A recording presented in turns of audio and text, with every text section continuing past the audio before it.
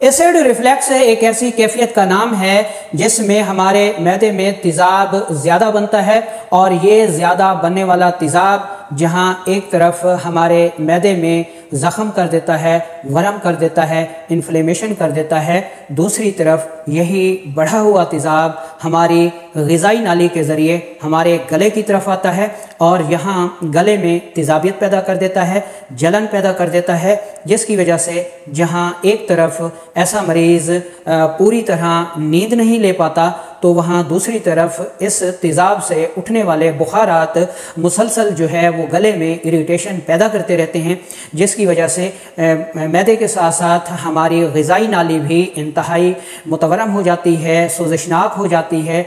गला भी पक जाता है, आवाज़ बैठ जाती है, डिप्रेशन और एंजाइटी लाहक हो जाती है, भूख ख़त्म हो जाती है, गैस और तेज़ाबियत बढ़ जाती है। अस्सलामु अलैकुम वरहमतुल्लाहि वबरकातुहू। मैं हूँ आपका मेज़बान हकीम लियाकत अली खिची और आप देख रहे हैं हमारा यूट्यूब चैनल हर्बल वर्ल्ड, और मौजू है हमारा आज का जी एसिड रिफ्लेक्स। तो अपने टॉपिक की तरफ बढ़ने से पहले आपसे गुजारिश है कि अगर आपने हमारा ये चैनल सब्सक्राइब नहीं किया तो जल्दी से इसे सब्सक्राइब कर लें और साथ लगे घंटी के बटन को भी दबा दें ताकि तिब व सेहत के मौजू पर हर नई आने वाली वीडियो आपको सबसे पहले मिलती रहे। तो दोस्तों, जब तक हमें किसी भी मर्ज़ के असबाब का इल्म नहीं होगा, यानी हमें ये नहीं पता होगा कि ये मर्ज़ किन वजूहात किन असबाब की वजह से लाहक हुआ है,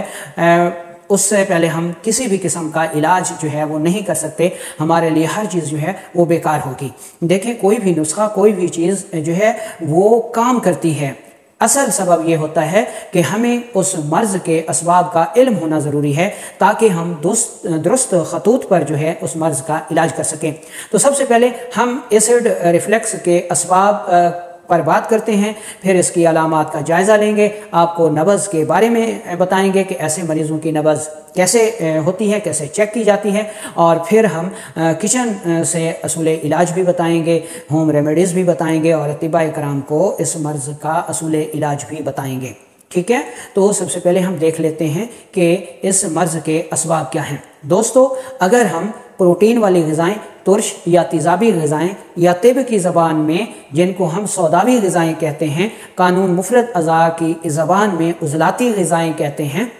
और आयुर्वेदिक की ज़बान को देखें तो वात दोष बढ़ाने वाली ग़िज़ाओं का अगर हम बकसरत इस्तेमाल करते हैं, ज़्यादा इस्तेमाल करते हैं, मिसाल के तौर पर कोला मशरूबात हो गए, बिरयानी हो गई, पकोड़े, समोसे, अचार, कोला मशरूबात, ठीक है जी,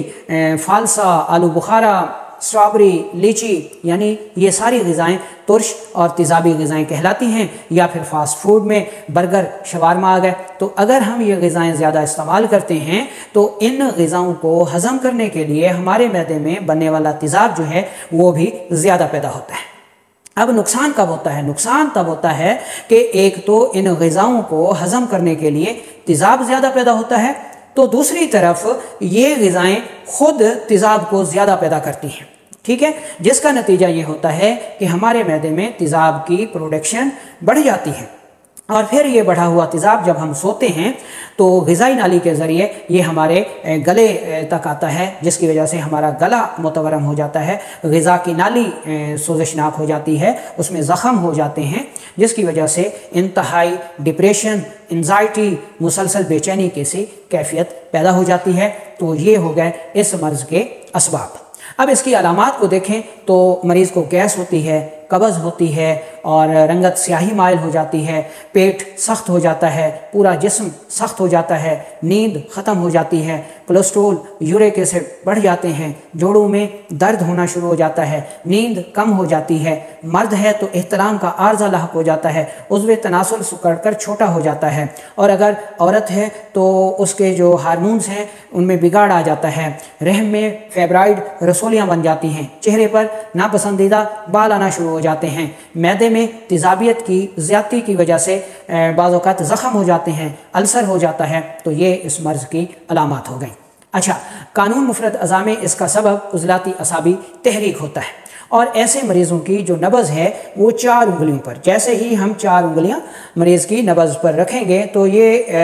نبض اوپر ملتی ہے، یعنی انگلیاں رکھتے ہی چاروں انگلیوں کو ٹھوکر لگاتی ہے، قوام میں سخت ہوتی ہے، دبایا جائے تو نہیں دبتی بلکہ انگلیوں کی مزاحمت کرتی ہے، ریزسٹنٹ کرتی ہے اور حرکت میں تیز ہوتی ہے، تنی ہوئی رسی کی طرح ہوتی ہے۔ ایسے مریضوں کو جو پیشاب آتا ہے، قارورہ آتا ہے، یہ مقدار میں کم ہوتا ہے اور سرخی مائل ہوتا ہے۔ پیشاب کی مقدار کم ہونے کی وجہ سے فاسد مادے یعنی یوریا، یوریک ایسڈ، کریٹینین وغیرہ جسم میں رکنا شروع ہو جاتے ہیں، جس کی وجہ سے ان کی فگرز میں اضافہ ہو جاتا ہے، کریٹینین بڑھ جاتا ہے، گردوں میں سکیڑ آ جاتا ہے، ٹھیک ہے۔ یوریک ایسڈ کی زیادتی کی وجہ سے جوڑوں میں درد شروع ہو جاتا ہے، ٹھیک ہے جی۔ تو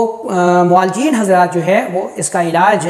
کن صورتوں میں کریں گے؟ تو پہلے سبب مرض کو سن لیں کہ یہ مرض عضلاتی اعصابی تحریک میں سامنے آتا ہے۔ عضلاتی اعصابی تحریک میں جہاں ایک طرف تیزاب زیادہ بنتا ہے وہاں اس کا اخراج بند ہوتا ہے، جس کی وجہ سے اس کی مقدار میں اضافہ ہو جاتا ہے اور پھر ایسڈ ریفلیکس کی ساری علامات جو ہیں وہ پیدا ہو جاتی ہیں۔ تو عضلاتی اعصابی کا جو علاج ہے وہ ہے عضلاتی غدی، ٹھیک ہے جی۔ اچھا، اس کا علاج ہم دو صورتوں میں کرتے ہیں مرض کی شدت کے حساب سے۔ اگر مرض ابتدائی درجے پر ہے تو ہم عضلاتی غدی دوا دیں گے تاکہ ایسڈ یعنی تیزاب کا جو اخراج ہے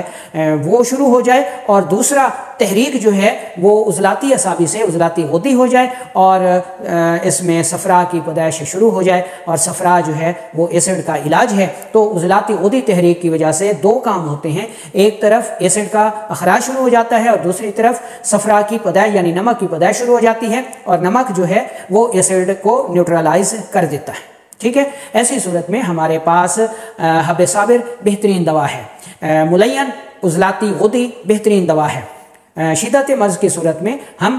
عضلاتی غدی مسل بھی دے سکتے ہیں، یا پھر صبح دوپہر شام عضلاتی غدی ملین دیں اور عضلاتی غدی مسل جو ہے وہ رات سوتے وقت آپ دے سکتے ہیں۔ قہوے کو دیکھیں تو اس میں آپ دار چینی اور تیز پات کا قہوہ جو ہے وہ دے سکتے ہیں۔ غذاؤں کی بات کریں تو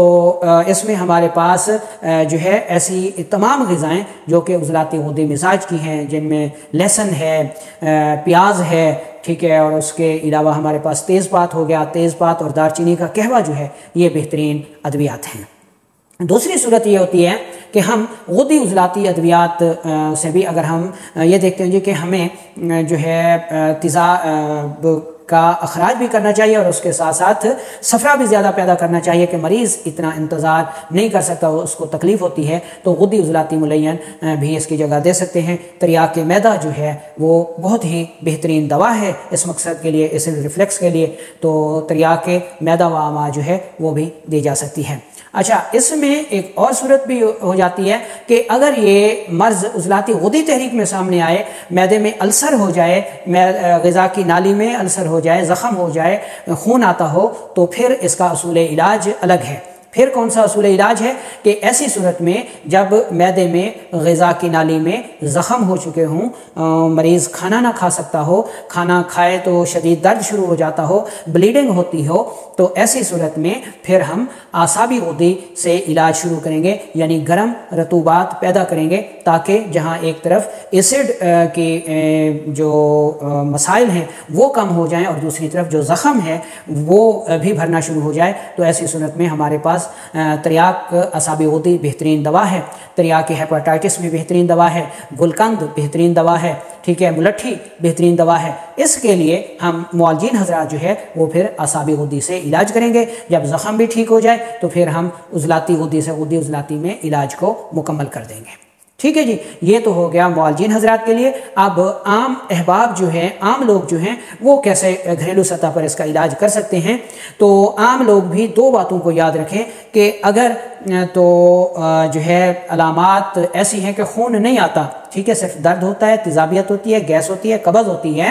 تو پھر آپ یہ نسخہ استعمال کریں۔ اجوین آپ نے 50 گرام لینی ہے، اور گندھا کاملا سار آپ نے 50 گرام لینی ہے، اور پودینہ خشک جو ہے وہ آپ نے 100 گرام لینا ہے۔ تینوں کو انتہائی باریک پاؤڈر کر لیجئے اور چائے والی چمچ کا چوتھائی حصہ صبح دوپہر شام شہد ملے پانی کے ساتھ استعمال کریں، یا پھر اس کو سادہ پانی کے ساتھ آپ استعمال کریں۔ 1 کپ پانی میں 1 چمچ شہد ملا کر صبح دوپہر شام خالی پیٹ پینا جو ہے ایسڈ ریفلیکس کا بہترین علاج ہے۔ اگر آپ امرود استعمال کرتے ہیں، کیلا استعمال کرتے ہیں تو یہ بہترین اینٹی ایسڈ غذائیں ہیں، ٹھیک ہے جی۔ آم یا آم کا مربع، ٹھیک ہے، اس کے علاوہ اس کا پپیتا، کھجور، یہ جو پھل ہیں، غذائیں ہیں، میوہ جات ہیں جن میں اخروٹ ہو گیا، پستہ ہو گیا، یہ ایسڈ ریفلکس کا بہترین علاج ہے۔ اچھا، اس کے علاوہ اگر معدے میں زخم ہو گیا ہے، آپ کو کسی معالج نے بتایا ہے، آپ نے کوئی ٹیسٹ کرایا ہے، یا خون آتا ہے،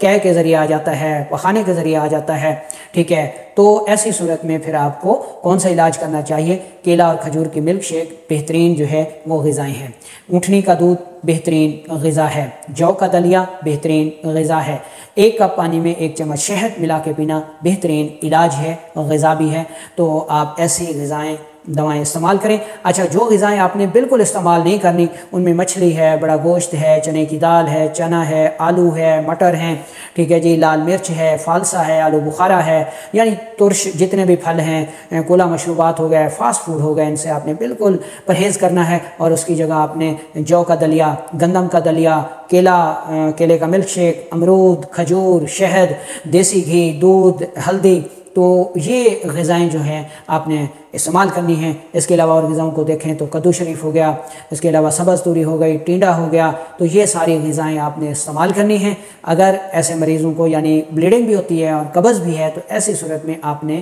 اونٹنی کا دودھ استعمال کرنا ہے، گلقند استعمال کرنا ہے،